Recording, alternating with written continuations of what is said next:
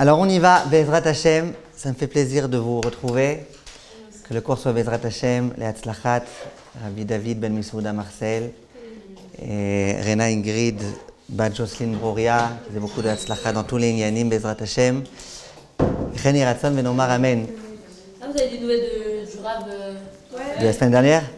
Ouais, ben, il attend les résultats dans 3 semaines, il devrait avoir les résultats, Bezrat Hashem. Et si Dieu, merci à vous. Il était heureux que vous ayez une espèce de biopsie, quelque chose comme ça. Bezrat Hashem, vous m'avez mis là dans l'atmosphère de Purim. Je vois quand même quand il n'y a pas les gâteaux, vous êtes de bonne humeur. Donc ça me rassure. Et on va parler, Bezrat Hashem, aujourd'hui de la paracha de la semaine. Paracha de Tetzavé. C'est pour un, vous a attendu. Elle est encore en France, Chirel? Elle s'est perdue en chemin. Elle s'est perdue. Alors regardez, on va essayer de relier aujourd'hui un petit peu le Purim avec la paracha de la semaine et essayer, Bezrat Hashem, de comprendre un petit peu comment interpréter ce qui se passe dans notre vie. Il est écrit dans le pasouk, dans Mishlei, Perek Kavbet, pasouk Aleph, Nivchar Shem Me'osher Rav. Vous suivez? Écoutez bien. Nivchar Shem Me'osher Rav. Le nom de, on va voir qui dans un instant, il est meilleur, il est préférable à Osher Rav, à une importante richesse. Qu'est-ce que ce verset vient de nous enseigner? Vient le Midrash Rabbah et il dit la chose suivante. Nivchar Shemo Shel Mordechai, Mioshro Shel Aman. Le nom de Mordechai, Mordechai Tzadik, son nom, il est plus grand, plus important, il est préférable à la richesse de Haman. Donc déjà, je remercie en votre nom le Midrash. Merci Midrash d'être venu et de nous avoir enseigné que Mordechai, il est meilleur que Haman. Mais il faut quand même essayer de se poser la question. Qu'est-ce que le Midrash vient nous enseigner ici? En général, quand on met deux choses sur le même plan, c'est que les deux choses, elles sont comparables. Que ce soit dans le bien ou dans le mal. Tu dis tel Rav, il est grand comme tel Rav. Tu as compris qu'on parle de grands rabbanim. Quand tu veux parler du mal, il y a une expression en français, on dit devoir choisir entre la peste et le...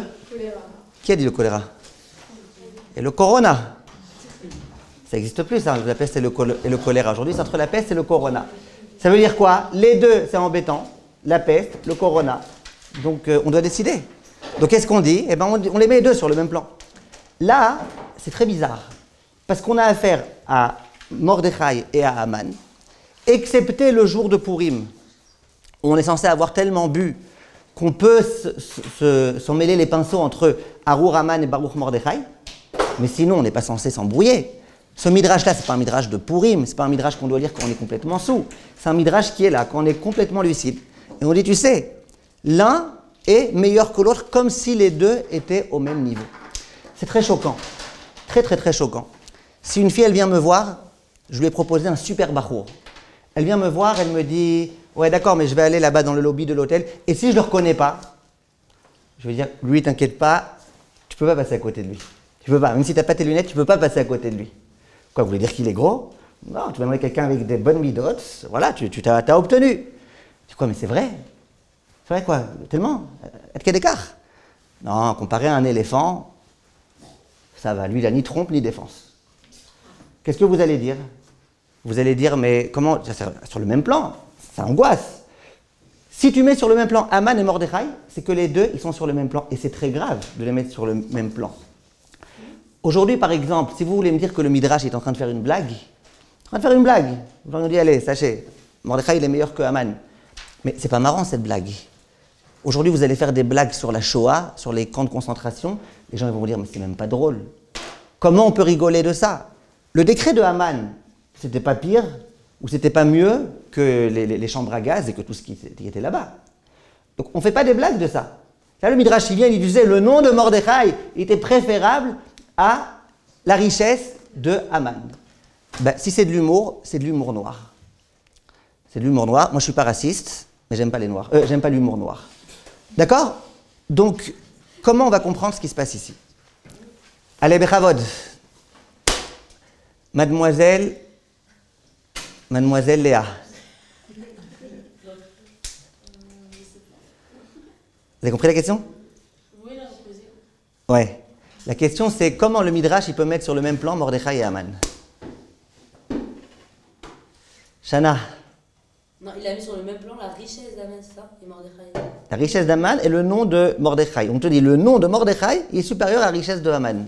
Vous avez raison, vous remarquez bien. Vous dites, on parle ici de nom, ici de richesse. Mais quand même, comment tu mets le sur le même plan? C'est pas... Bah, pour dire que la richesse d'Aman, Aman, elle aurait pu faire des bonnes choses avec, mais il les a malheureuses parce que c'était lui qui avait cet argent-là. Alors que Mordechai, il aurait pu en faire une bonne avion. Ok, alors on aurait dû dire, si l'argent de Haman avait été entre les mains de Mordechai, il s'en serait servi à bon escient. Là, on dit, le nom de Mordechai, il est préférable à celui de Haman. Qu'est-ce qui se passe? Qui est-ce qui a une idée? Rachel? Non? Bah, la richesse, elle vaut rien si t'as pas de traitement. S'il n'y a pas de chorma, la richesse, ça vaut rien. Ouais, mais on a besoin du midrash pour ça. Ça sans le midrash, on aurait pu penser l'inverse. Et là, on vient nous dire, détrompe-toi. Vous comprenez ma question? Oui. Avant, on se faisait beaucoup d'images sur les gens par rapport à leur richesse. Et Mordechai, lui, il n'avait pas de. Mordechai, lui, sans sa richesse, il était plus important que Haman et sa richesse. Donc, pour montrer, en fait, pour faire un paradoxe pour. Ouais, mais c'est quoi à l'époque? Nous, on a un midrash qui est vivant. Bon, c'est bien ce que vous dites. On va essayer, Bezrat Hashem, de proposer notre explication. Vous voulez dire quelque chose? Peut-être le nom, il mène à la richesse. Et par exemple, ou sinon, j'ai pensé aussi. Attendez, avant d'abord, expliquez-moi la première, avant la deuxième. Le nom, enfin, le nom, il mène à la richesse et la richesse, elle mène au nom. Parce que ils sont dépendants l'un de l'autre. Si on est riche, ça veut dire. Ils peuvent être dépendants. Ils ne sont pas forcément dépendants, mais ils peuvent être dépendants. Enfin, ils peuvent être dépendants. On peut être pauvre et avoir un bon nom, un Shem Tov. Et on peut être riche et avoir un Shem Ra. Oui, mais d'avoir un kavod, ça amène forcément la richesse. Parce que les gens, ils vont tous être là. Et, Alors, Shteyman, il avait un très grand nom, il n'était pas du tout riche. Non, pas du tout, du tout. Mais il aurait pu être. Il aurait pu. Mais donc vous voyez bien que ça ne va pas forcément ensemble. Ça pourrait aller ensemble. Enfin, c'est censé aller ensemble. Et du coup, Mordechai, il a préféré son nom à la richesse d'Aman. Ok, on va proposer autre chose, Bezrat Hashem. Shirel. Brocha haba. Alors regardez, il y a écrit dans la Gemara, dans Masechet Megillah, Daf Yud Aleph.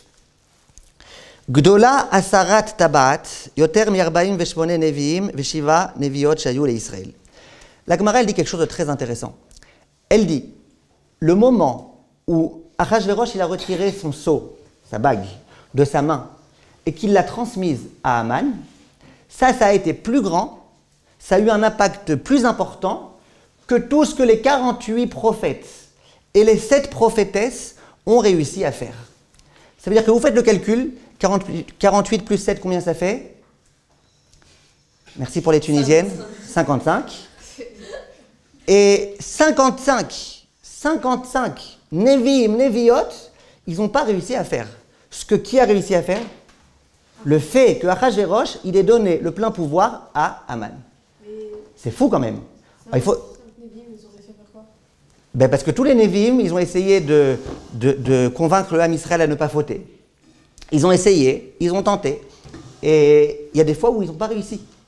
Alors que quand les pleins pouvoirs ont été donnés à Haman, où le clan Israël a commencé à avoir très peur, et où on a commencé à écouter Mordechai Tzadik, et on a commencé à se prendre en main, et à jeûner, et à prier, et à se remettre entre les mains d'Akadosh Baruch Hu, eh bien, ça a été immédiat, ça a été miraculeux. Donc la Gemara, elle dit, c'est une Gemara très connue, cette Gemara, elle dit, le fait que le sceau ait été donné à ce sceau, à Haman, ça a fait que quoi? Ça a fait que tous les Nevi'im, c'était plus fort, ça a eu un impact plus fort que les Nevi'im et les Neviot. Maintenant viennent Chachamim, j'ai entendu ça une fois du Rav Wolbe, et il dit attention, qu'est-ce qu'on croit nous? Que les Nevi'im c'était des petits rigolos? Que les Nevi'im quand ils essayaient de parler, ils n'avaient pas tellement de force de persuasion? Qu'ils ne savaient pas s'exprimer, qu'ils ne savaient pas toucher le cœur de tout un chacun? Les Nevi'im c'est pas n'importe qui, hein? Nous les Nevi'im c'est pas Muhammad, hein, dans la grotte. Une fois il y a un arabe qui meurt, et il arrive dans le Gan, je ne sais pas comment on appelle ça, et il dit, dès qu'il arrive là-bas, la première chose qu'il dit, il dit, moi j'aimerais bien voir Mohammed. Alors on lui dit, non, ici la théorie de chaussée, tu prends une échelle et tu montes. Il prend l'échelle, il monte. Il arrive, il voit David Ameler. Il dit, oh David, vous êtes sympa, mais non, moi j'ai envie de voir Mohammed. Alors il dit, ah Mohammed, tu vas là-bas, tu montes encore quelques étages, et lui, tout, comme ça, il monte. Après, il arrive, et il voit là-bas Moshe Rabbeinu. Il dit, ah, Moshe Rabbeinu, bon, il est bien gentil, Moïse, mais ça va. Moïse, il est où Muhammad? Alors il dit, ah, tu vas là-bas, tu montes. Bref, il monte, il rencontre tout ce que vous voulez, tous les grands, tous les géants, tous les prophètes et tout. Et à un moment donné, il arrive, il voit Dieu. Alors il se dit, ah, tu vois, Muhammad, il est encore plus grand que Dieu, tu vois, Dieu, il va me dire qu'il faut monter encore un étage. Dieu, il s'adresse à cet homme-là, il dit, tu m'as l'air bien essoufflé, toi. Il dit, ouais, c'est vrai. Il dit, non, moi, j'ai envie de voir Muhammad. Il dit, attends une seconde, calme-toi. Tu veux, on boit un petit café ensemble? Il dit, ouais, avec plaisir. Dieu, il se retourne et il dit, Muhammad, prépare 2 cafés, s'il te plaît, et que ça saute. D'accord? Nous, c'est pas ça, nos prophètes. Nos prophètes, c'est pas des gens qui se sont crus pour ce qu'ils n'étaient pas. Nos prophètes, c'est des grands tzadikim. Ils n'ont pas réussi à faire ce que Aman a réussi à faire. Question, pourquoi? Comment ça se fait? Comment ça marche? Là, on arrive tout de suite, Be'ezrat Hashem, au Midrash de notre paracha. Dans notre paracha, la paracha de Tetzavé, la paracha, elle commence avec le Shemen Zaïd Zach, l'huile d'olive pure dont on devait se servir pour la menorah. Et le Midrash, il pose une question. Il ramène un passouk d'abord, dans lequel on voit que le juif, il est comparé à l'olive. Écrit dans le passouk, Zaïd Ra'anan Yafé Pri Toar Kara Hashem Shimcha. Hashem, il t'a appelé, toi le juif, toi le klal Israël, au nom de l'olive. C'est pour ça qu'un Tunisien sur 2, il s'appelle Zetoun. Et le deuxième, il s'appelle Olivier. L'olive. Demande le Midrash, mais pourquoi l'olive? Pourquoi l'olive? Pourquoi? Il n'y a pas de Zetoun ici? Non. Non, il n'y a pas de Tunisien alors. Pourquoi l'olive? Pourtant, on sait que le Ham Israël a été comparé à plein de choses. Qui est-ce qui sait à quoi le Ham Israël a été comparé? Shirel, à quoi le Ham Israël a été comparé? Vous avez fait quoi, tout Bishvat? Il y avait plein de psukim. On disait qu'il est comparé au Tamar, qu'il est comparé aussi à plein de choses. Et là, le passouk qui dit, tu sais à quoi on compare le clan Israël? On compare à l'olive. Question, pourquoi? Vient le Midrash, c'est un Midrash qu'on a du mal à entendre, c'est un Midrash qu'on n'aime pas tellement entendre, mais il faut quand même qu'on l'entende au moins une fois dans sa vie. Ma azaït azé, l'olive. Hacheu beilano, megargerim oto, vachakach moridim oto minaetz, venerbat, moridim oto lagat. Il dit, l'olive, c'est un fruit qui est amer. Nous, on connaît les crespos et ils ont déjà été macérés et compagnie. Mais une olive, en principe, elle est amère. Et qu'est-ce qui se passe si elle est amère? Elle n'est pas agréable, c'est pas agréable à la manger telle qu'elle. Qu'est-ce qu'on fait avec l'olive pour obtenir quelque chose de bien meilleur? On fait de ça de l'huile d'olive. Comment on fait l'huile d'olive? On prend les olives et on les écrase et on les écrabouille et on leur donne des coups et encore des coups et puis on les moue et on fait plein de choses jusqu'à ce qu'on réussisse à extraire le bien, l'intériorité agréable qui se trouve dans l'olive. Dit le Midrash, car Israël, c'est pareil pour Israël. Baïm umota olam, quelquefois il y a les nations du monde qui viennent. Vechovti moto, mimakom le makom, ve'acharkar osim tshuva. Et Akadosh Baruch Hu, il fait que quelquefois il y a des nations du monde qui viennent et qui nous frappent, et qui nous donnent des coups, et qui nous persécutent, et qui nous font des problèmes. Et qu'est-ce que ça fait? Ça nous permet quelquefois à extraire le bon qui est en nous. Le Klal Israël, c'est un peuple qui est bon. Chaque individu du Klal Israël, c'est quelqu'un de bien. Il a au plus profond de lui-même de très bonnes choses. Simplement, quelquefois, ça reste à l'intérieur. Comment on fait pour extraire ça? Eh bien, l'une des façons dont on peut extraire ça, dit le Midrash, c'est quoi? C'est quelquefois malheureusement, qu'on se prenne des coups. Et les coups, on va voir d'où ils proviennent, mais dans tous les cas, le Midrash, il dit, les coups, ils peuvent provenir des Umot HaOlam, ils peuvent provenir des nations du monde. Et ça, on remarque. Quand quelqu'un est dans la difficulté, si c'est un juif, qu'est-ce qu'il dit? Non, c'est un juif, il dit, oh mon Dieu! Si c'est un arabe, qu'est-ce qu'il dit? Inch'Allah. Et si c'est une femme, qu'est-ce qu'elle dit? Maman! N'est-ce pas? Non. Eh bien, je ne sais pas si c'est une juive, hein, je dis si c'est une femme. Alors, le principe, c'est que parfois, quand tu as des problèmes, ça te reconnecte à Akadosh Baruch Hu, ça te rapproche d'Akadosh Baruch Hu. Et là, en l'occurrence, puisqu'on est en train de commencer à s'approcher de Purim, la Megillah, elle s'est produite en Perse, toute l'histoire. C'était qui cet homme-là qui a voulu nous persécuter? Aman. Aman, le Perse, il nous a persécutés. Et pourquoi il nous a persécutés? Parce que, visiblement, il a été envoyé par Akadosh Baruch Hu pour nous faire teshuva, Vous connaissez un autre le Perse, non? Vous connaissez pas un autre le Perse? Vous connaissez pas Question pour un champion? Vous connaissez pas? Ah. Alors on demande là-bas pourquoi, dans la Question pour un champion, dans la déco, ils mettent pas des ballons. On dit parce que Julien le Perse. Quoi, c'est plus lui le... Vous regardez pas, ouais, vous préférez écouter des émissions de Torah Razak. Alors là, le principe, vous avez compris, c'est que le Perse, il vient et il nous fait faire Teshuvah, il nous rapproche d'Akadosh Baruch Hu et il va nous aider à avancer. Maintenant, j'aimerais vous poser une question. Comment l'être humain il fait pour pouvoir se rapprocher d'Akadosh Baruch Hu? On a compris, c'est comme l'olive. L'olive, il se prend des coups. Comment l'homme fait pour se rapprocher d'Akadosh Baruch Hu? Il doit se prendre des coups. Qui est-ce qui est là pour donner ses coups? Qui est-ce qui doit donner les coups? Bravo, aidez-moi. Les envoyés d'Hachem.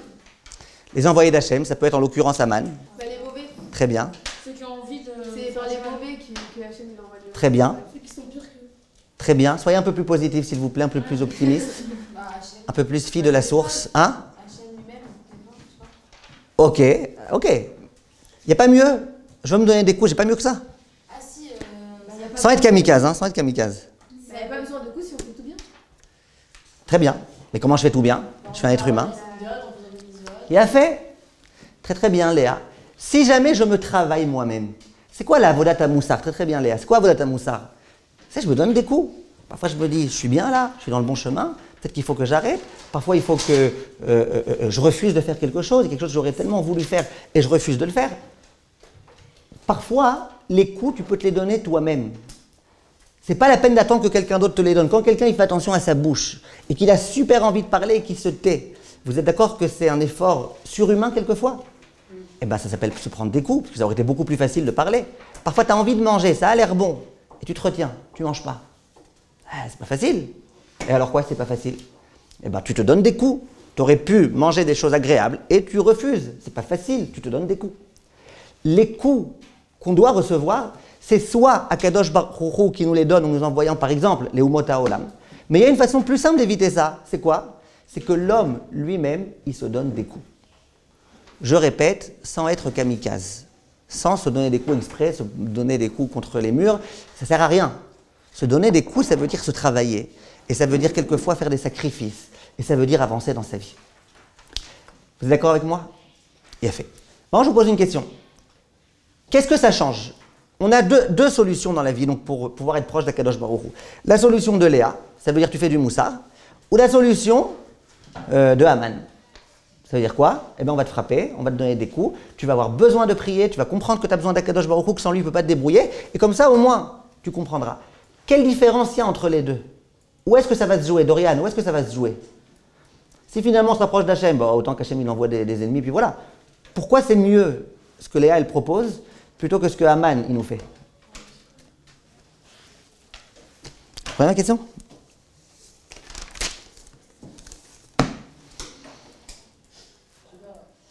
Qui est-ce qui sait, Chirel? C'est mieux qu'on fasse de nous-mêmes, qu'il n'y ait pas besoin d'épreuves d'Hachem, qu'on s'en saisisse.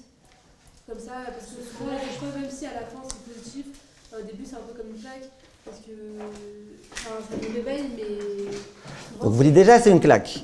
Vous dites il y a du négatif. Après, quand tu te passes droit, c'est le carré. Quand je me travaille moi-même, il n'y a que du positif. On souffre moins si.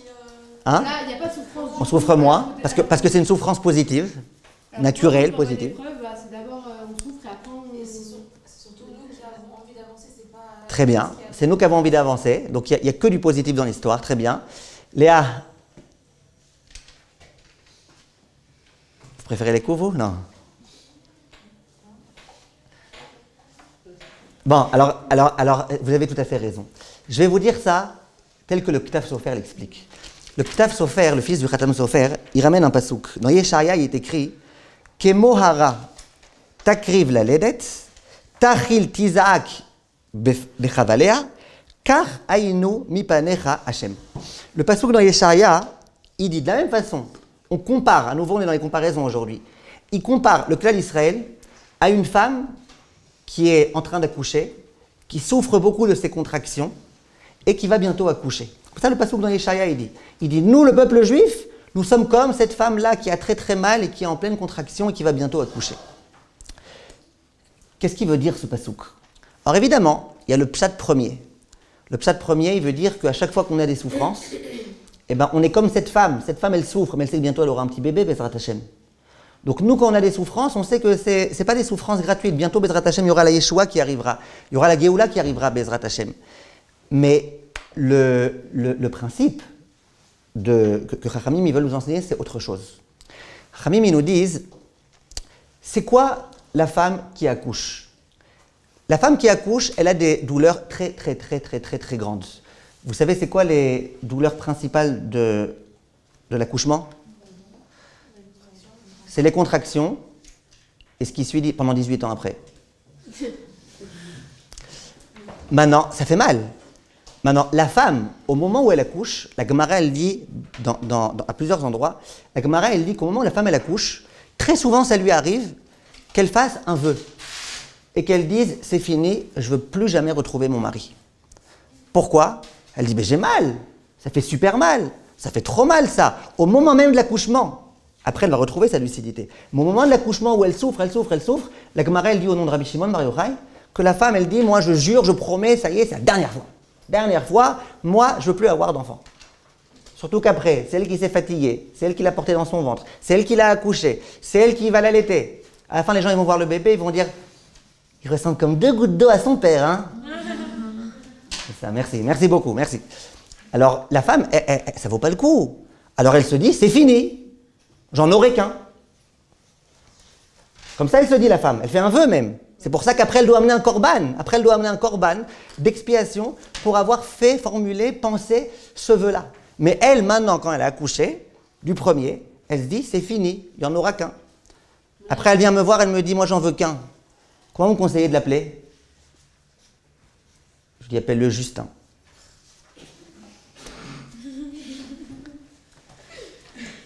Et si c'est une fille? Je lui appelle la Sophie. Sophie, c'est final, ça y est. Heureusement qu'il n'y avait pas de Sophia. D'accord? Ça, c'est le principe de... Après, elle devait amener un corban. Toute femme qui a accouché... Aujourd'hui, elle ne peut plus aller de corban, il n'y a pas de corban. Bientôt, Bezrat Hashem, le Bétamina sera reconstruit. Elle fait rien. Aujourd'hui, elle remercie Hachem, elle fait le gomel à la place du korban Toda, elle fait... Mais aujourd'hui, non, il n'y a pas de korban. Mais en tout cas, comme ça, écrit dans la Gemara. Donc la femme, au moment où elle a mal, qu'est-ce qu'elle fait? Elle dit Hachem, j'en peux plus, ça y est, c'est fini, je veux plus.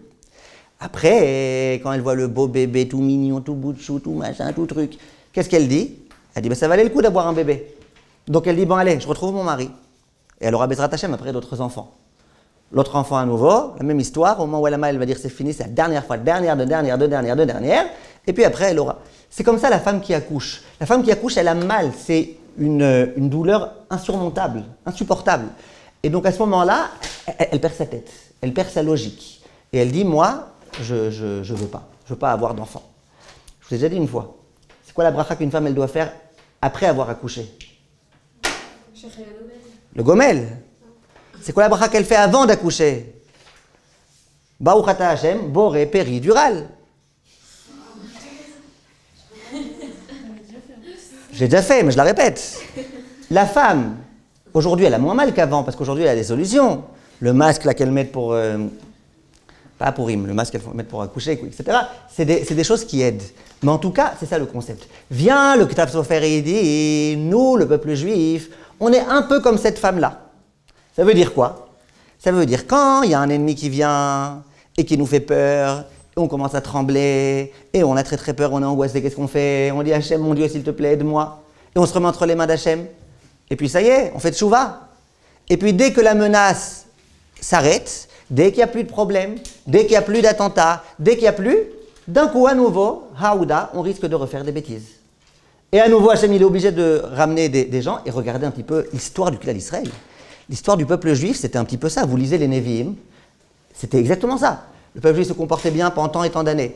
Après, ils ne sont pas bien comportés, il y a eu une guerre contre un tel. Après, ils sont bien comportés. Après, ils ne sont pas bien comportés. Bien comportés, pas bien comportés.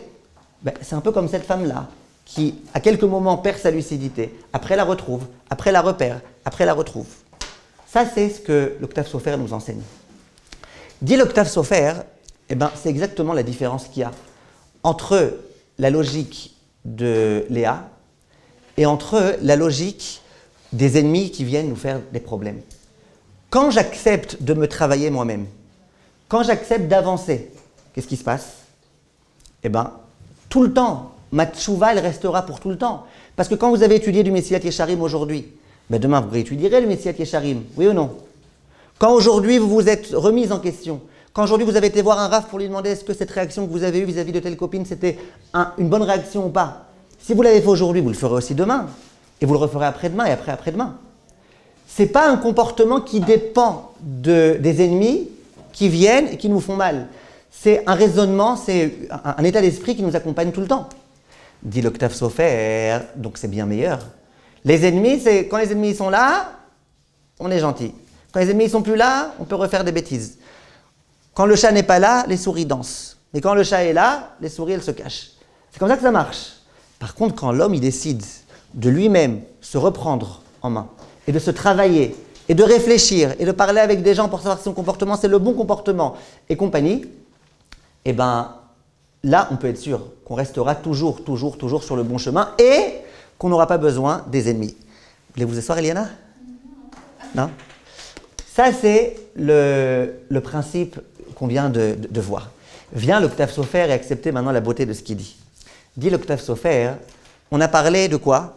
De la richesse de Haman. Et on a parlé de quoi? Du nom de Mordechai.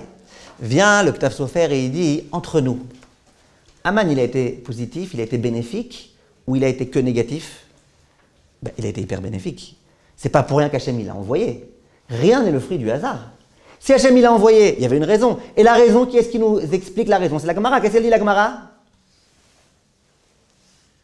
Bah que si on ne le fait pas de nous-mêmes, bah c'est... Non, la Gemara dans Maseret Megillah, qu'est-ce qu'elle dit? Ah bah c'est vous qui allez dire. Non, je l'ai déjà dit. Que le moment où Achashverosh il a retiré son sceau. Voilà, le moment où Achashverosh il a retiré son sceau et qu'il l'a donné à Haman, et que Haman il a dit on va tous vous esquinter. À ce moment-là, les Juifs ils ont tous fait teshuva. Donc c'était positif. La vérité c'était positif. Ok, on a eu peur, on a eu très peur, mais au moins on a fait teshuva. Au moins on s'est rapproché d'Hachem. Au moins on aura le droit au Lamaba. Au moins on fait ce pourquoi on a été créé. Donc il a été positif ce Haman ou pas? Bien sûr qu'il a été positif. Les nations du monde qui nous font des souffrances, c'est positif ou c'est négatif? Mais bien sûr que c'est positif. C'est ça qui nous permet d'extraire l'huile d'olive qui est en nous. C'est positif. Simplement, il vaut mieux faire autre chose. Qu'est-ce qu'il vaut mieux faire, dit Shaili? Il vaut mieux se remettre en question, se travailler, se frapper de soi-même. Quand tu te frappes de toi-même, eh ben, tu peux avancer beaucoup plus. C'est la raison pour laquelle on nous dit le nom de Mordechai. C'était qui Mordechai? C'était le Gdol Hador. C'est celui qui indiquait le chemin à suivre. C'est celui qui disait faites ceci, ne faites pas cela. C'est celui qui faisait les drachotes et qui faisait le moussard et qui donnait des coups aux gens. Il leur disait pas simplement ce qu'ils avaient envie d'entendre, il leur disait aussi ce qu'ils n'avaient pas envie d'entendre. C'était le tzaddik. Eh bien, le comportement de Mordechai, ça veut dire ce qu'elle a dit Léa, ça veut dire de se travailler soi-même, de faire du cheshbon nefesh soi-même, d'aller écouter les rabbanim, de se renforcer. Ça, c'est mieux que la richesse de Haman. C'est quoi la richesse de Haman? Qu'est-ce qui a valu à Haman de pouvoir avoir tous les pleins pouvoirs? C'était son argent. Il a soudoyé Achashverosh, il avait beaucoup d'argent, c'était un homme très riche. Et c'est comme ça qu'il a voulu faire ce qu'il a voulu. Donc ça, c'est le principe de Gadol, Nifrar, excusez-moi. Nifrar, ça veut dire quoi Nifrar? On préfère les deux sont bien. Haman, c'est bien, c'est pas qu'il est bien, lui-même il n'est pas bien, lui-même c'est un rachat ou mroucha. Mais le concept qui s'appelle Haman qui prend le pouvoir, c'est un concept positif, puisque ça nous a permis de faire teshuva. Ben, ce concept-là, il est moins bien que Mordechai. Bien que les deux, finalement, ils vont nous permettre de nous rapprocher de la Kadosh Baruch Hu, mais c'est moins bien. Parce que le concept qui s'appelle Mordechai, c'est un concept qui pourra toujours nous accompagner, même quand il n'y a pas d'ennemis. C'est clair? Il a fait. Donc ça, c'est le premier principe qu'il faut qu'on comprenne et qu'il faut qu'on retienne pendant toute notre vie. Dans la vie, on a deux choix, deux possibilités. Soit on se travaille, soit on se travaille. Soit on se travaille, soit on nous oblige à nous travailler. Mais dans tous les cas, on doit se travailler. Au jour d'aujourd'hui, je ne sais pas si vous êtes au courant de ce qui se passe en Israël en ce moment, mais au jour d'aujourd'hui, il se passe des choses dramatiques, littéralement, en Israël, dans le gouvernement, des choses dramatiques. D'abord, ce qui se passe, je ne parle pas que des prix qui augmentent, qui en soi est quelque chose de... Il y a des réformes de cacheroute, il y a des réformes pires que ça. les réformes de téléphone cachère. Il y a pire que ça, les réformes de Giour, de la conversion. Pourquoi c'est très grave tout ce qui est en train de se passer? Parce que jusque-là, quand on voyait un juif, quand quelqu'un disait « oui, je suis juif », on pouvait le croire. On savait qu'il était juif. Dans quelques générations, si Chas Veshalom, ce chok qui passe, et que le gouvernement d'Israël, il accepte que toute personne qui a été convertie, même par des faux rabbanim, il est considéré comme étant guerre, vous savez que quelqu'un qui ne reçoit pas sur lui l'accomplissement des mitzvot, il ne peut pas être converti, il ne peut pas. Il peut être un bon non-juif, il ne peut pas être un bon converti. Qu'est-ce qu'ils veulent faire maintenant? Que non. Si quelqu'un il dit « moi, je suis un bon Israélien », qu'on l'accepte en tant que juif. C'est dramatique. Ça veut dire que maintenant, on va avoir des juifs qui vont s'appeler juifs. Ça va être écrit dans leur carte d'identité qu'ils sont juifs. Alors qu'en fait, ils ne sont pas juifs. Après, ils vont se marier avec nous. Et après, et qu'est-ce qui se passe? Il se passe que finalement, on est face à une situation de très grande division.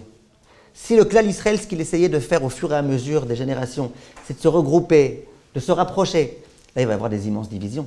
Parce que jusque-là, un juif, il voulait manger chez quelqu'un, il disait, bon, c'est cachère ce qu'il y a. Ah, si c'est pas de la viande, ça va, c'est à peu près cachère, le pain, c'est toujours cachère. Parce qu'on savait que toute nourriture était au moins Rabbanout Arachit et Israël. Mais si demain, il n'y a plus, demain, il y a la réforme, demain, et c'est même pas demain, c'est aujourd'hui, c'est passé cette loi. Si aujourd'hui, n'importe qui peut donner son hercher, son tampon de cacheroute, n'importe qui. N'importe qui, après il y a quelques petites formalités, mais n'importe qui, c'est-à-dire quelqu'un qui s'y connaît pas forcément tellement bien en cacheroute. Maintenant, un chiloni rentre dans un restaurant, il voit qu'il y a écrit Rav Makhlouf. Pour lui, Rav Makhlouf, ça changerait un Rav Makhlouf, Rav Chaim Kaemski, pour lui c'est pareil. Hein. Il préfère un Rav Makhlouf, c'est un Sfarad. Vous comprenez comment ça marche dans la tête des gens? Donc qu'est-ce qui va se passer? Il va se passer une immense division. Pourquoi une immense division? Parce que maintenant, les juifs, ils voudront plus manger avec les juifs. Parce que les religieux, ils ne voudront plus se trouver et manger et partager des repas à des endroits où il y a des non-religieux. Jusque-là, on pouvait s'arranger. On pouvait s'arranger, on allait. Maintenant, on ne peut plus s'arranger. Puisqu'il y a des choses qui vont être taref et qui vont être appelées cachères. Et pareil pour les mariages. Jusque-là, on se mariait. Une bonne fille qui était une fille de Chiloni, mais qui était une bonne fille de Sadika, on se mariait sans aucun problème avec elle. Demain, on va savoir. Peut-être que le père, quand il s'est converti, en fait, il n'avait aucune intention d'accomplir la Torah les mitzvot. Donc sa fille, c'est une très bonne fille, une bonne Goya. Une Goya qui se comporte comme une juive. C'est très grave ce qui est en train de se passer. Tout ça, c'est des coups que nous sommes en train de nous prendre. Je n'ai pas compris par rapport à la cacheroute. C'est-à-dire qu'il y aura une théouda. La cacheroute, ça veut dire que si demain, moi, Cohen Arazi, je décide de donner une cacheroute dans un restaurant, je pourrais le faire. Maintenant, moi, en âme et conscience, d'abord, je ne le ferai pas. Et en âme et conscience, je sais que je connais la halachot cacheroute et que si vraiment je donne mon hercher, c'est que je ferai attention. Mais il y a beaucoup de gens qui s'appellent, entre guillemets, rabbanim, et qui n'ont pas forcément la conscience religieuse. Il y a beaucoup de rabbanim aujourd'hui, sans donner de nom d'institut et compagnie, mais beaucoup de rabbanim aujourd'hui qui veulent exprès faire en sorte que ça va, écart que ce ne soit pas trop à cachère. Un rav qui est capable de dire qu'un juif aujourd'hui, qui ne reçoit pas sur lui la Torah et les mitzvot, oui, qui peut devenir juif, vous êtes d'accord que ce rav, demain, il peut dire que du porc, s'il est tombé dans une casserole avec beaucoup de nourriture cachère, même s'il n'y a pas exactement 60 fois plus, que ça sera cachère. Et il va s'avérer qu'il n'y aura plus de cacheroute, plus rien. Tu vas aller chez un chiloni, jusque-là tu savais que ces ustensiles étaient à peu près cachères. Hein? C'est valable pour nous parce que nous on va chercher forcément les Ashgachot Badat, Ratab Sofer, même si c'est les Rabbanot Yerushalayim. Vous allez chercher, mais déjà... C'est pas valable pour nous, c'est pour ceux qui sont... Mais déjà, nos frères, eux... Alors, déjà... Léa, déjà nos frères qui jusque-là, ils voulaient manger cachère. Il y a plein de trilonim qui disent « moi je veux manger cachère ». Pas la grande cacheroute, mais ils veulent manger cachère. Ils vont vouloir manger cachère, ils ne vont pas manger cachère. Mais plus que ça, pourquoi je dis que ça va créer une très grande division? Parce que ça va être terrible. Parce que demain, quand il y aura un religieux qui va se trouver avec un pas religieux, il dira « non, moi je mange pas ». Ah non, moi je mange pas. Ce que tu as dans tes casseroles, c'est du taref. Moi je mange pas. Qui me dit que c'est cachère? Parce qu'il y a écrit Rav Makhlouf, c'est qui ce Rav Makhlouf? Il prend la voiture à Yom Kippour. Comment tu veux que... Vous comprenez? Ça risque d'être très grave. Tout ça, c'est des coups. Akadosh Baruch Hu, il nous donne des coups. Quelquefois, c'est des coups qui viennent de l'extérieur. Quelquefois, c'est des coups qui viennent de l'intérieur. Des gens du gouvernement qui ont une seule envie dans leur tête, c'est de déraciner toute Torah et tout Hirat Shamaim. Mais il y a mieux que ça. Il y a mieux que tout ça. Si on veut vraiment pouvoir avancer, il faut qu'on se prenne en main nous-mêmes et qu'on fasse comme Léa elle a dit. Maintenant, j'aimerais vous dire quelque chose d'important. Tout ce qu'on vient de dire maintenant, c'est une idée très très simple. On a dit qu'au fond de chaque juif, il y a quoi? Il y a de l'huile d'olive. Il y a du bon. Il y a du positif. Chaque juif, au fond de tout un chacun, il y a de l'huile d'olive. Peut-être c'est une allusion pour que quelquefois on la mette en veilleuse. Mais à part ça, l'huile d'olive, ça veut dire qu'au fond de nous, il y a du bien, il y a du bon, il y a du positif. Tu vois un chiloni, tu as l'air d'être complètement mauvais, méchant, pourri. Non, au profond de lui, il y a de l'huile. La question, c'est comment on fait pour extraire cette huile? On vient de le dire. Pour extraire cette huile, parfois, il faut se prendre des coups. Mais à part se prendre des coups, comment faire pour réussir à extraire cette huile qui est en nous? Dans la paracha, on nous parle du éphod. On nous parle de l'ustensile pectoral, j'oublie comment il s'appelle, que le Kohen Gadol y mettait. Vous connaissez les vêtements du Kohen Gadol? On appelle ça les vêtements sacerdotaux, sacerdotaux de voiture si vous préférez. Et ces vêtements-là, il y avait des pierres qui étaient attachées dessus, n'est-ce pas? Et l'une des pierres, il y avait des pierres. Et il y a écrit dans le Passouk que ces pierres-là, c'était Avne Zikaron Livne Israël. Ça veut dire quoi? C'était des pierres de mémoire. C'est des pierres qui vont permettre à l'homme de se rappeler de quelque chose. De se rappeler de quoi? Alors, il y a ici un Meshech Chochma extraordinaire, et je vous demande de l'écouter. Et ce Meshech Chochma, il va nous permettre de comprendre comment nous reconnecter à l'huile d'olive qui est en nous. Écoutez bien, c'est important. Il dit Shmotam chakukim ba'ephod lifnei Hashem.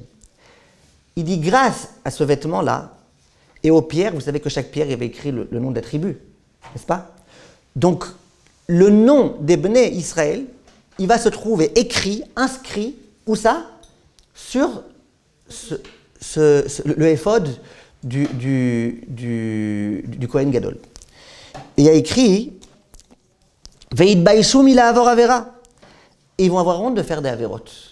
Si les Bnei Israël, ils savent que leur nom, il est écrit dans l'endroit sacré, devant Hachem, du Kohen Gadol, il va avoir honte de commettre une avéra. Et il dit, comment shekatuv gabe Yosef, comme il est écrit à propos de Yosef. Vatitfeseu bebigdo lomar, beotasha bad yukno shel aviv, venirata lo bachalon.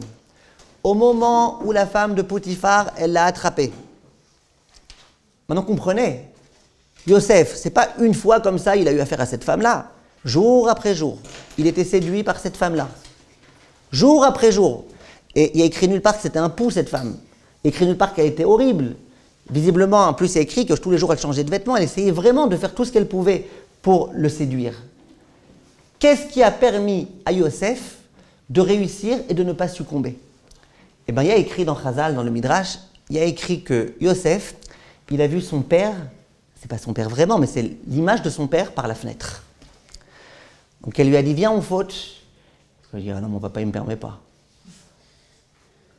Il y en a un qui m'a dit, ben, moi, à la place de Yosef, j'aurais fermé les volets, puis tranquille. Non, chas v'shalom, chas v'shalom. Il a vu l'image de son père. Il s'est dit, mon père, il est là. Mon père, il m'a enseigné la Torah. Et moi, comme ça, je vais commettre une avéra. Et là, écoutez bien. Yosef, Atidin banecha sheikadvu al avnei haefod, ve'ata benehem, retzoncha sheimache shimcha mi benehem, ve'tikare roe zonot. Écoutez ce qu'il dit le Meshech Chochma et le Midrash. Le père de Yosef, Yaakov, il s'est adressé à Yosef. Il lui a dit, tu sais que plus tard, ton nom à toi, le nom de tes enfants, il va être écrit sur le éphod. Et toi, tu veux que ton nom il soit complètement déraciné et qu'on te mette, qu'on t'inscrive en tant que roé zonot, Shalom, Hashem Irachem, en tant que directeur de prostitution.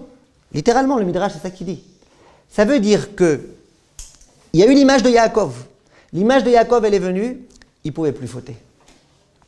Bien qu'il était ébloui, il était ébloui d'amour. Comment je sais? On dit qu'elle était un Potiphar. Quand tu as un Potiphar face à toi, tu es ébloui. Il était ébloui. Et malgré tout, qu'est-ce qu'il a fait? Il a vu l'image de son père.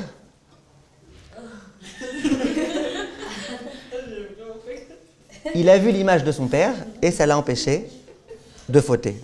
N'est-ce pas, Tzipora, ça l'a empêché de fauter. Alors quoi? Donc tu vois que les Avnei Zikaron, ils avaient Zikaron. ça permettait aux Juifs de prendre conscience de sa grandeur et de prendre conscience de ce qu'il faisait. Pourquoi je vous dis ça? Je vous dis ça pour une raison très très simple. Vous vous rappelez, on avait fait un cours il y a 2-3 semaines dans lequel on avait parlé un petit peu de ce sujet-là. Écoutez bien. On a posé une question il y a 2-3 semaines. On avait dit comment l'homme il fait pour avancer, comment il fait pour ne pas fauter. Et on avait dit sois conscient de ta grandeur. Vous vous souvenez de ce cours? Comment on a appelé ça en hébreu? Gadlut Adam. Sois conscient de ta grandeur. Sois conscient, toi juif, combien tu es grand, combien tu es élevé. Eh bien, c'est exactement ce qui se passe ici. Quand on dit que le juif, il a son nom qui est écrit sur le éphod, ça veut dire que le juif, il est précieux, précieux aux yeux d'Akadosh Baruch Hu. C'est-à-dire qu'il est grand. Ça veut dire qu'il a un potentiel. Ce n'est pas n'importe qui était écrit sur le éphod. Celui qui est écrit sur le éphod, c'est quelqu'un qui est grand. Et le clan Israël, qui descend des Shvatim, eh ben, il a cette grandeur, il a cette Gdusha. Maintenant, si nous, on essaye d'oublier tout ça, et on se dit, allez, qu'est-ce que je vais faire? De toute façon, les juifs, les non-juifs, Haman, Mordechai, ça change quoi? Eh ben, on n'a aucune chance. On a du bon à l'intérieur de nous, mais si on ne le connaît pas, si on n'est pas conscient, ça ne marchera pas. Quand tu prends une olive, qu'est-ce qui te donne, Bichla, la force de la frapper, et la frapper, et la frapper? C'est que tu sais qu'il va y avoir finalement quelque chose de positif qui va sortir. Sinon, tu ne le ferais pas. N'est-ce pas? Et bien là, c'est pareil. Le juif, quand est-ce qu'il va accepter de se frapper? Ça veut dire de se remettre en question, se remettre en cause, de se poser des questions, de prendre conseil, tout ça. Quand est-ce qu'il va le faire? Il va le faire s'il sait qu'il a du potentiel. Et que ce potentiel, il doit s'exprimer. Alors aujourd'hui, tout le monde dit, tous les coacheurs, ils disent, vous n'utilisez même pas 3% de votre potentiel. Si vous utilisiez votre potentiel, vous pourriez. Ok. Mais quel potentiel? Le potentiel d'être chakouk à l'avenir, à Ephod, de se trouver sur le Kohen Gadol. C'est-à-dire qu'on a un potentiel qui est fou. Et maintenant, j'aimerais vous dire quelque chose d'important. Très souvent, qu'est-ce qui nous empêche d'avancer, de progresser et d'être conscient de la grandeur qui est en nous? C'est le fait qu'on aimerait bien tout de suite avoir des résultats grandioses. On aimerait tout de suite ne plus jamais fauter, ne plus jamais commettre de avérots. Et on voit que ça ne se passe pas, parce qu'on est des êtres humains. Alors, il faut comprendre quelque chose. Ce qu'Hachem, il attend de nous.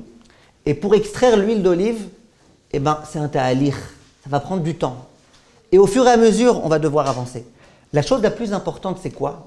C'est d'être en ascension, d'être en progression. Quand tu es en progression, eh ben, tu es sur la bonne voie. Un jour, il y a le Rav de Ponovitch qui s'est rendu à l'hôpital. Vous suivez? Il a été rendre visite à quelqu'un qui était malade. Et ce quelqu'un qui était malade, visiblement, il commençait à aller un peu mieux. Le Rav de Ponovitch s'est adressé au médecin. Il a dit, voilà, on prie beaucoup pour ce malade, on prie énormément pour lui. Qu'est-ce que vous dites? On lui dit, continuez à prier. Mais Bezrat Hashem est sur la bonne voie. On espère, si tout se passe bien, dans 3 mois, qu'il pourra être libéré de l'hôpital. Alors le Ponovitch dit, c'est une bonne nouvelle ça, Bezrat Hashem. Il y avait celui qui était allongé à côté, au chevet de notre malade. Et visiblement, il était dans le même état exactement, à peu près pareil. Il dit, et lui, on prie pour lui, ça va, on espère que lui aussi aura des bonnes nouvelles, Bezrat Hashem, de bonnes nouvelles. Le médecin, il dit, lui, il faut vraiment bien prier, hein. Vraiment bien prier, parce que s'il n'y a pas de miracle, dans 2-3 mois, il n'est plus là. Alors le Rav dit, je ne comprends pas. Les deux, ils sont dans le même état exactement, les deux. Pourquoi tu me dis que lui, il va vivre, dans 2-3 mois, il va sortir, lui, dans 2-3 mois, il va aussi sortir, mais pour être conduit au Père Lachaise. Pourquoi? Comment ça se fait? Le médecin, il lui a dit, vous savez pourquoi? Parce que ton malade à toi, quand il est arrivé, il était dans un état dramatique. Et plus le temps y passe, plus Baruch Hashem, il commence à aller mieux. Donc Bezrat Hashem, s'il continue à aller de mieux en mieux, et c'est ce qui est en train de se passer, votre filleule, elle marche bien, et bien Bezrat Hashem, il va pouvoir s'en sortir. Il dit par contre, celui qui est à côté, c'est vrai qu'aujourd'hui, il est au même état. Mais lui, il y a 2 mois, il allait super bien, tout allait bien. Et plus le temps y passe, plus son état de santé, il se dégrade. Donc s'il continue à cette vitesse-là à se dégrader, et bien bientôt, il sera à un état où il va mourir. Ça veut dire que nous, malheureusement, trop souvent, on essaye de calculer les choses. Par rapport à quoi? Par rapport au résultat. Aujourd'hui, tu as un résultat. Chaim. Aujourd'hui, tu as un résultat précis. Tu as un tel qui fait ceci et un tel qui fait cela. Et toi, qu'est-ce que tu penses? Toi, tu penses que puisqu'un tel, il a ce comportement, et qu'un tel, il a ce comportement, ça veut dire que les deux, ils sont pareils. Et c'est pas vrai. C'est pas vrai du tout, du tout, du tout, du tout. Tu peux voir une fille. Elle n'est pas très bien habillée, elle a une jupe qui est 10 cm au-dessus du genou. Et tu vas lui dire, psh, elle c'est une sadika. Comment une sadika? Elle n'est pas habillée de sniout. Comment une sadika? Il dit oui, elle c'est une sadika. Parce qu'elle, il y a quelques mois, eh ben, bichlal, comment elle était habillée. Bichlal. Et puis après, elle a commencé à ajouter 2 cm. Après, elle a ajouté encore 2 cm. Et après, encore 2 cm. Bientôt, elle va devoir s'habiller dans les magasins de djellaba. Dans 3 mois, si elle continue, Bezrat Hashem, elle va devoir s'acheter une robe de mariée qui va jusqu'au sol, et elle passe sous la choupa, et tout se passera bien. Ça, c'est une tzadika. Elle avance, elle progresse, et vous les voyez, moi j'adore. J'adore quand les filles me disent ouais, moi, vous savez, Rav, alors d'abord, j'ai arrêté d'écouter les musiques goy. En plus, tous les jours, j'écoute des cours du Rav Ben Shetrit, et vraiment, je suis en train d'avancer. Et tu vois, les filles, elles sont en train d'avancer, elles progressent, elles avancent. Tu as une autre fille. Elle était super haredia. Et chaque mois, ça commence un petit peu à se rétrécir, pas au lavage. Alors qu'est-ce que tu dis? Tu dis, bah, bientôt elle va rejoindre les Indiens, là, elle va être sans vêtements. C'est dommage. Mais aujourd'hui, elles sont au même centimètre, c'est vrai. Mais tout dépend de la direction que tu prends, de la perspective que tu prends. Est-ce que tu es dans une perspective de aliyah, d'avancement, ou au contraire, est-ce que tu vas en te rapetissant? J'aimerais terminer en vous disant quelque chose d'important. Ce qu'il faut donc bien intégrer, c'est que nous tous, on n'a pas décidé qui étaient nos parents. On n'a pas décidé dans quel endroit on a grandi. On a décidé de rien. Nous, on est arrivé dans un monde. Akadosh Baruch Hu, c'est lui qui a décidé pour nous. Évidemment qu'avant que notre Neshama descende, on a interrogé notre Neshama et compagnie. Ça, je ne sais pas si on en a déjà parlé, si vous voulez, on en parlera une fois. Mais en tous les cas, on arrive ici dans un monde. Maintenant, vous allez dire, c'est pas juste. Pourquoi moi, je suis né à des parents qui, bichal, ils m'ont pas appris la tsniout, ils m'ont rien appris. Et aujourd'hui, après tant et tant et tant de travail, je suis encore avec des jupes qui vont pas complètement comme il faudrait. Alors qu'il y a d'autres, elles ont grandi, elles étaient la fille d'un gdolador, elles ont été éduquées dans la tsniout, elles ont été éduquées. Il faut savoir, à nouveau, Akadosh Baruch Hu, ça ne l'intéresse pas les résultats. Ce n'est pas ça qui l'intéresse. Akadosh Baruch Hu, ce qui l'intéresse, c'est combien on avance. Et chaque personne qui essaye d'avancer le plus vite possible, mais le plus prudemment possible aussi, sans brûler d'étapes, eh bien cette personne-là, elle est chère aux yeux d'Akadosh Baruch Hu. Hachem, c'est lui qui chaque jour nous donne les épreuves qu'on va devoir avoir. Il y avait un jour un très très grand Rav, c'était un Admor, un Rav qui était très très très assidu dans son étude. Chaque minute était comptée, chaque seconde était comptée. Il est arrivé un jour, il attendait que la Brit Mila puisse se faire, lui il était censé être le sandak, donc il était censé s'asseoir sur la chaise, il était censé lui amener le bébé.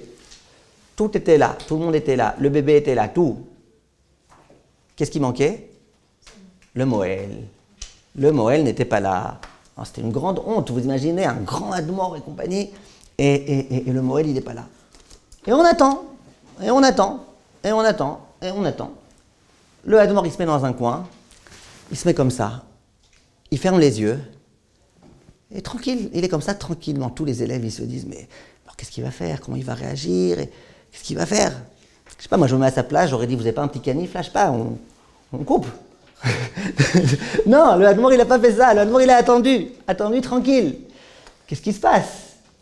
Eh bien, qu'est-ce qui se passe? Il y a des élèves qui ont été le voir. Ils ont dit que votre Rav, vous voulez qu'on vous ait une petite Gemara quand même au moins en attendant? Il dit non, je suis en train d'étudier moi. Quoi, tu es en train d'étudier? Quoi, dans ta tête? Tu as tout le chasse dans ta tête? Je suis en train d'étudier tranquille. Il dit, mais votre Rav, vous pouvez me dire ce que vous êtes en train d'étudier? Il dit oui, je suis en train de travailler une mida. La mida, Léa. Avodat Amidot. Quel mida? Quel mida? Un mot qu'il faut connaître en Israël, sinon on ne peut pas rester plus que 2 mois. Savlanout. Je suis en train de travailler la mida de Savlanout. Vous connaissez l'histoire de cet homme-là qui est arrivé en Israël et il rencontre des gens qui avaient fait leur aliyah il y a plusieurs années. Vous connaissez? Alors, celui qui a fait celui qui vient de faire sa aliyah, il rencontre l'autre qui a fait sa aliyah depuis quelques années. Et il lui dit, ça va, tout va bien? Tout se passe bien? Alors celui qui a fait la Aliyah depuis longtemps, il dit, ouais, ça va à peu près, ça va. Bon, comme ça peut aller. Alors il lui dit, qu'est-ce qui se passe? Quoi, tu connais pas la langue et tout? Il dit, ouais, c'est vrai, la langue c'est un peu difficile. Il dit, je vais te dire la vérité, moi je connais 3 mots. Je sais dire shalom, je sais dire slicha, et je sais dire toda. Et voilà. Alors il dit, bon, Bezrat Hashem, avec les années, tu vas continuer à enrichir un petit peu ton vocabulaire, et ça ira. Après il dit, tes enfants, comment ça va? Il dit, mes enfants, ça va, Baruch Hashem, ils s'intègrent et tout. Il dit, ça va la langue? Il dit, ah ouais, mes enfants, ça va hyper bien la langue. Ils savent tout dire, sauf slicha, toda et shalom. Des bons Israéliens. Le mot qu'il faut connaître, c'est savlanout. Et le Rav, il dit, moi, je travaille ma savlanout. Maintenant, nous, on se dit, mais attends, il aurait préféré étudier une Sugia de Gemara, peut-être ce Rav-là, à ce moment-là. Non? Si Hachem a voulu maintenant qu'il travaille la mida de savlanout, c'est ce qu'il fallait travailler. Un jour, dans une yeshiva, il y a un Rav qui est venu, il y avait un élève qui était malade. Et cet élève-là, le jour de Yom Kippour, il ne pouvait pas venir au Beth Midrash, au Beth Knesset, pour prier. Le Rav, il s'est dit, c'est impossible, on ne va pas laisser tout seul le pauvre comme une chaussette pourrie. Il faut absolument qu'il y ait à chaque fois un tour de rôle, des gens qui se relayent et qui soient avec lui. Le Rosh Yeshiva, très grand ami Racham, il a été voir les gens. Il a dit, toi, tu vas être avec lui pour Kol Nidre. Toi, tu vas être avec lui pour Shacharit. Toi, tu vas être avec lui pour Moussaf. Toi, tu vas être avec lui pour Mincha. Toi, tu vas être avec lui pour Neila. Alors, le pauvre malheureux qui arrivait à Neila, il dit quoi? C'est moi que vous avez trouvé pour Neila? Vous n'avez rien trouvé de mieux que moi pour Neila? Neila, c'est pas possible. Neila, c'est l'essentiel de Kippour. Neila, c'est une fila qui a une fois par an. Neila, il y a du feu dans la yeshiva, il y a du feu, des hurlements, du cœur, de la tchouva. Et moi, vous allez me laisser comme ça tout seul avec celui-là en train de lui préparer un café, de lui proposer quelque chose. Et le Rav, là, il a eu des mots très forts. Il lui a dit, mais qui te dit ce qu'Hachem attend de toi? Qui te dit que ta Neila en train de crier avec toute l'effervescence dans le Beth Midrash en train de faire tes chouvas, ça vaut plus aux yeux d'Akadosh Baruch Hu que le café que tu prépareras à cet homme malade au moment de la Neila? Nous, on a des impressions, on vit dans des rêves, dans des fantasmes, on a tout type d'impressions, on est certain que Hachem, il t'envoie une situation. C'est que tu as à faire dans cette situation-là. Et si tu réussis cette situation-là, c'est très bien. Ah, mais tu ne seras pas aussi grande que Raphaël Kanevski, c'est pas grave. Tu seras comme tu seras par rapport à ce que tu peux être. Je finis avec une dernière phrase. Il est écrit « Shelo yehe libra chalouk alamakom ». Il est écrit « Tu serviras à Kadosh Baruch Hu de tout ton cœur ». Et le Chazal, ils disent, ça veut dire quoi? Que ton cœur ne soit pas chalouk, ne soit pas en marloquette avec le makom. C'est qui le makom? Quand on parle du makom, c'est Hachem. Parce que Hachem, il siège sur le monde entier. La place d'Hachem, c'est le monde. Donc on dit, il faut que tu aimes Hachem de tout ton cœur, c'est-à-dire ne sois pas en marloquette avec Hachem. Alors on dit, bah évidemment, tu vas être en marloquette avec Hachem, ça veut rien dire. Oui? Tu peux être en marloquette avec Hachem. Viens la mort de Karline, il dit quelque chose de très beau. Il dit, lo yelipra chalouk alamakom, ça veut dire quoi? Que ton cœur, il ne soit pas en marloquette avec la place qu'Akadosh Baruch Hu t'a demandé d'occuper. Hachem t'a demandé d'occuper une place. Là, l'année là, tu dois être avec tel malade. Là, aujourd'hui, tu dois être ici.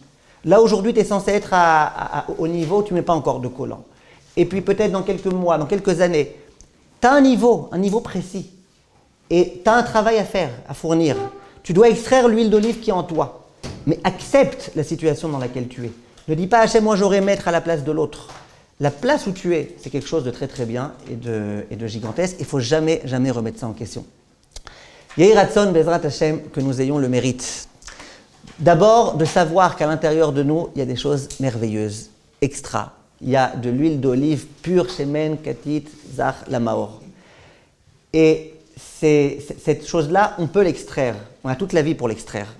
On n'est pas censé être aussi bon qu'un tel ou un tel, on est censé donner le meilleur de nous-mêmes.